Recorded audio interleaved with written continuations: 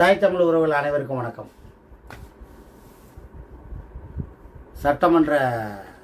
சட்டமன்றத்தில் முதலமைச்சர் விசை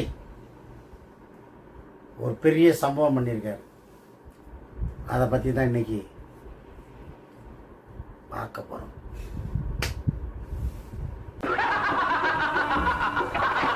எங்கள் வாழ்வில் எங்கள் நண்பரை கைது செய்ய நீங்கள் யார்? இதுவரை நட்போடு இருந்தோம், இப்போது சவால் விடுகிறேன். மாறி யார்? உங்களுக்கு இந்த நாட்டுக்கு என்ன உறவு? விட்டு எடுக்க வந்த ராணுவ கூட்டணி போக்கும் சீக்கிரம் எடுக்க வந்தது எங்கள் தொழிற்சி காப்பு போட செஞ்சாயா? வாழ்க்கை முட்டை சீரான சின்னமானது சென்னையில் இருந்து படைவரம் வணக்கம். திருநகத்தை தாய் மணி ஆராப்பு மண்ணிலே பாருங்கள். காலையால் கொண்டு போட்டீங்க உங்கள் நாடு தனி பார்க்கப்படும் ஆயுத இந்தியா பாடிக்கலாம் சொல்லுங்கள். I accept the challenge.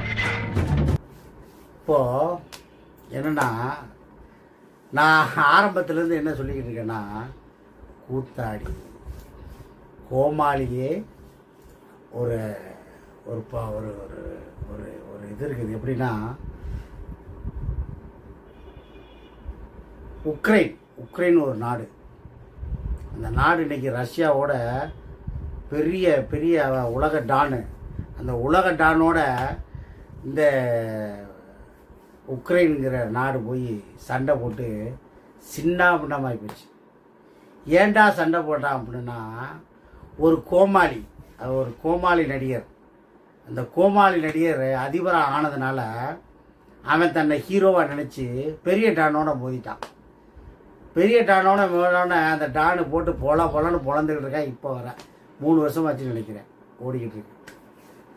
அது மாதிரி ஒரு கூத்தாடியை தமிழ்நாட்டை ஒப்படைச்சதுனால என்ன கெதி ஆக போகுதுன்னு இனிமேல் இது இப்போ தான் ட்ரெய்லர் ஓடிக்கிட்டு. அவர் நேற்று சட்டமன்றத்தில் பேசினார். ஆனால் ஒன்று மட்டுச்சியா எப்படி கேட்டுக்கிறீங்களே, அவங்க அந்த அணில் குஞ்சிகளுக்கு அந்த டயலாக் பேசுகிறது, அந்த இன்னும் அவர் நடிகர்லேருந்து வெளியில் வரல. அந்த ஆள் இப்போ நீங்கள் இந்த ஊரில் எல்லாம் பார்த்தீங்கன்னா, சின்ன பிள்ளையில கல்யாணம் பண்ணி வைக்கும்போது பையன் போய் கோழி குண்டி அடிச்சுக்கிட்டு இருப்பான். பிடிச்சி இழுத்துட்டு வருவாங்க அந்த காலத்தில். டேய் இங்கே வாடா, போய் தாலி கட்டிட்டு போய் கோழி குண்டிட்டு அடிடா அப்படி பாய்ங்க. அது மாதிரி இவங்களை அந்த கூத்தாடியை கொண்டாந்து வச்சதுனால தமிழ்நாட்டோட பெரிய பெரிய ஜாம்பவான்கள், பெரிய பெரிய ஆட்கள், முத்துராமலிங்க தேவர்லேருந்து, காமராஜர்லேருந்து, ஜெயலலிதா அம்மையார்லேருந்து, கருணாநிதி முதற்கொண்டு பெரிய பெரிய ஆளுமைகள், அறிஞர் அண்ணாவிலேருந்து பெரிய பெரிய ஆளுமைகள் இருந்த அந்த சட்டசபையை ஒரு நொடி பொழுதில் கவுண்டமணி படத்தில் பெட்ரோமாக்ஸ் லைட்டை இவர் செந்தில் அந்த மேண்டலில் பிடிச்சி அமைக்கிறவர்ல, அது மாதிரி ஒரு நிமிஷத்தில் கூத்தாடி கூடமாக மாற்றிட்டார் அந்த சட்டமன்றத்தை. டயலாக் விடுறாரு, பெரிய பெரிய டயலாக்லாம் விடுறாரு, சினிமா டயலாக் விடுறாரு, அப்படிங்கிறாரு இப்படிங்கிறாரு. சட்டம் ஒழுங்கை கையில் வச்சுருக்காரு. சட்டம் ஒழுங்கை கையில் வச்சுக்கிறதுக்கு என்ன பதில்னா அதுக்கு பதில் இல்லை. எதோ பேசுகிறாரு, நான் அப்படி வந்தேன் இப்படி வந்தேன். இலங்கை தமிழர்களுக்கு இவர் என்ன செஞ்சார்? ஒன்றும் செய்யலை. அங்கே இப்போ அவர் அதில் ஒட்டுத்திட்டையில் போய் உட்காந்துருக்காரு வன்னியரசு. அவரே போய் அவர் ஒரு பேட்டி கொடுத்துருக்காரு.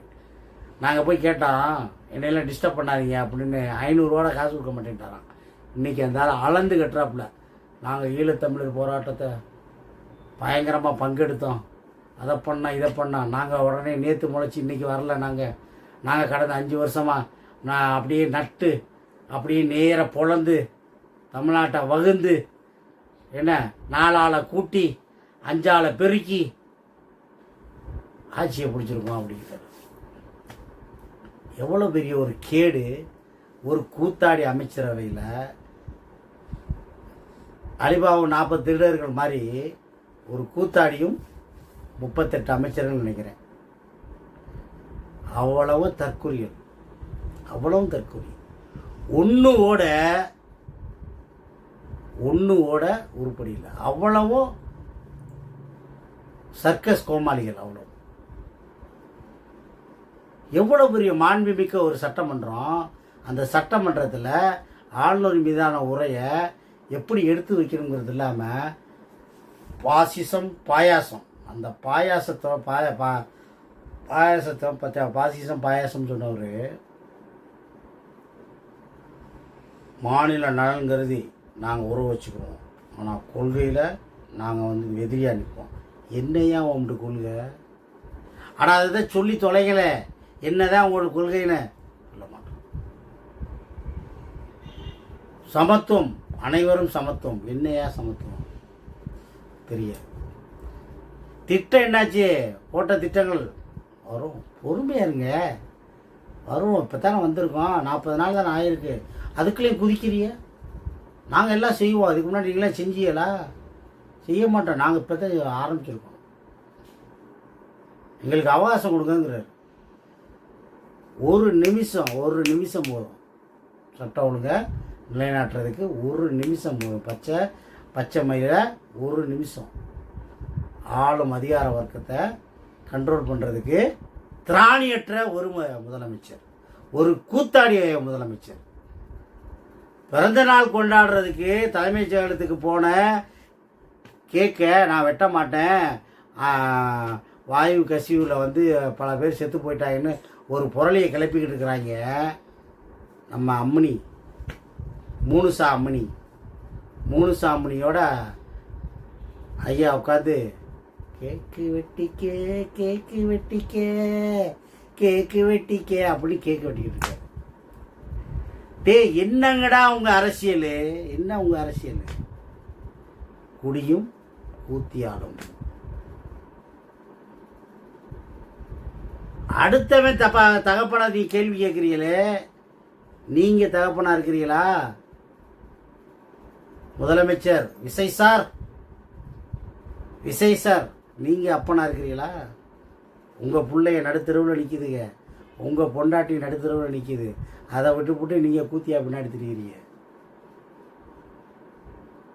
உங்களுக்கு நீங்க அடுத்தவங்க அப்பனை தேடுறதுல உங்களுக்கு ஏதாவது உங்களுக்கு வந்து இது இருக்குதா?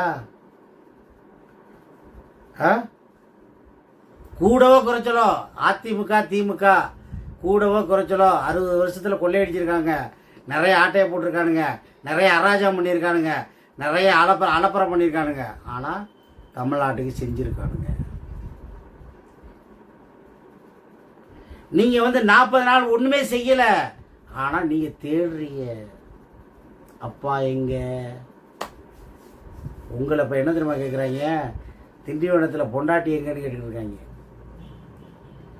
எவ்வளோ பெரிய வேதனை அது, எவ்வளோ பெரிய ஒரு கழுசடை கூட்டம், எவ்வளோ பெரிய ஒரு கழுசடை கூட்டம் அது. கூத்தாடி கூட்டம்ங்கிறது நிரூபணமாயிடுச்சு. இந்த தமிழ்நாட்டோட அரசியலுங்கிறது படு கேவலமாக போச்சு. பள்ளியில் போய் பிள்ளைகளை வந்து அந்த கூத்தாடி படத்தை வச்சு பாட வைக்கிறாங்க.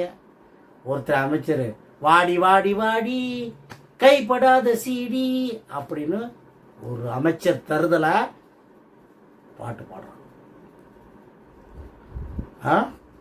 என்ன மாதிரியான ஒரு அரசியல் நடந்துக்கிட்டு இருக்கீங்க? இதை நான் என்ன கேட்குறேன், இந்த 1 கோடியே 45 லட்சமா 70 லட்சம் வைக்கிறேன் ஓட்டு போட்ட தாவேகா தற்குறிகள்.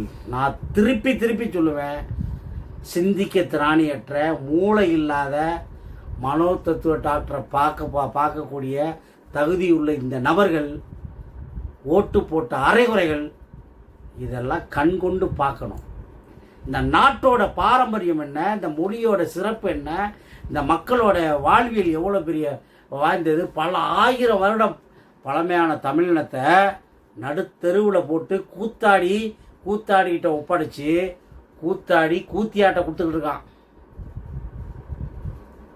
காரைக்குடியில் நேற்று நடந்த மாமன்ற கூட்டத்தில், மாநகராட்சி கூட்டத்தில் ஒரு கவுன்சிலரு என்ன சொல்கிறாரு, திரிசா படத்தை வைங்கய்யா, என்னையா நீங்கள் அவர் போட்ட படம் வைக்கிறீங்க, இவர் போட்டோ வைக்கிறீங்க, திரிசா போட்டோ வைக்கலைன்னா எனக்கு அடு கோவம் தரும் பார்த்துக்கிறேங்க. அப்படின்னு ஒரு ஆள் பேசுகிறான். அந்த நிலைமை ஆகிப்போச்சு. இந்த நாடு அந்த நிலைமை ஆகிப்போச்சு. இன்னைக்கு ஒருத்தன் பேசுறது சொல்ல முடியாது, யாருக்கு தெரியும். நாளைக்கு திரிஷாவுடைய பாதுகாப்பு பேரவையினோட அந்த ஆள் ஒரு போடு போடலாம். நாளைக்கு திரிஷா இதே முதலமைச்சர் பதவியில் உட்காரலாம். அவர் வந்து அப்போ முதலமைச்சர் மாதிரிலாம் இங்கே நடந்துக்கலையே. டூயட் பாடுறாரு. ஒரு சினிமா ஷூட்டிங் என்னவோ அதே மாதிரி நடக்கிறாரு. அவர் அதே மாடுலேஷனில் பேசுகிறாரு. நான் போன காணொலியில் பேசியிருந்தேன். எல்லாரும் கேள்வி கேட்டுட்டிய, நாளை காலையில் வந்து முதலமைச்சர் பதில் சொல்வார் அப்படின்னாங்க.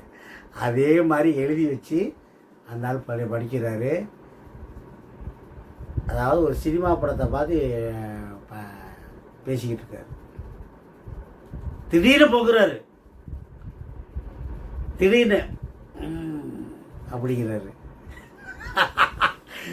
ஐயோ, கொடுமையில கொடுமை கொடுமை கொடுமை கொடுமை கொடுமை. எவ்வளோ ஒரு பெரிய மாண்புமிக்க இந்த ஜனநாயகம் உள்ள இந்த தமிழ்நாடு சட்டப்பேரவை லெஜிஸ்லேட்டிவ்னு சொல்லுவாங்க. அதை அந்த இடத்துல வந்து எவ்வளோ பெரிய பெரிய ஆளுகள்லாம் இருந்த அந்த சட்டசபையில் நேற்று கோமாளி கூட்டமாக கூத்தாடி கூடாரமாக மாற்றிட்டாங்க எல்லாரும் சேர்ந்து. இது வந்து ஒரு பெரிய கேடுன்னே சொல்கிறேன்.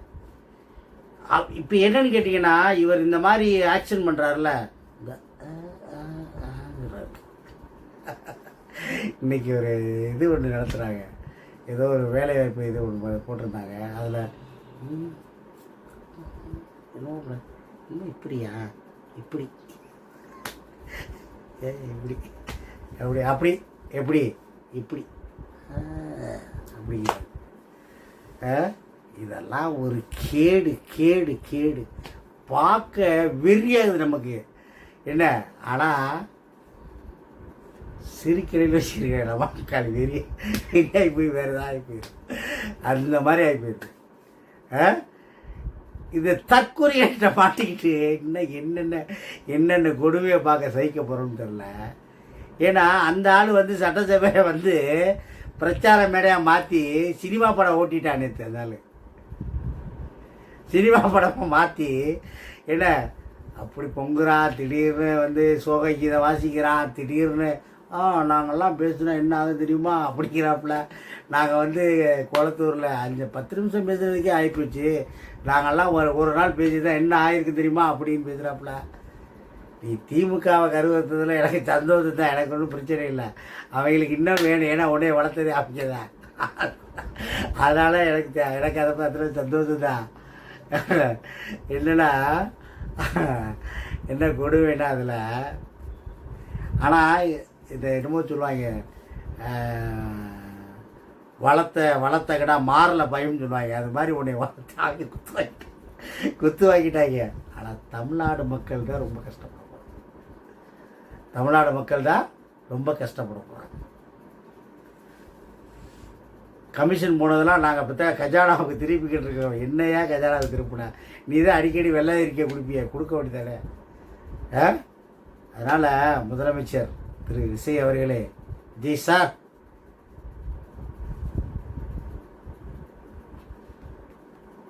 நன்றி வணக்கம் மக்களே.